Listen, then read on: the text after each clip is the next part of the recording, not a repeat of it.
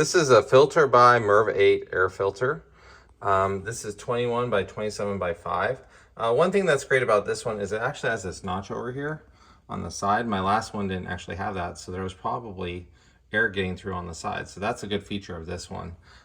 This one is great just because it fits this well, and it was a good deal. So one thing to keep in mind here is that on the side here, there's actually a little edge here, so you can't actually, you can only put it in one direction. So that's good because it prevents you from putting in the wrong one. So make sure you get the right size, because then that will force you to put it in the right orientation. So here it is.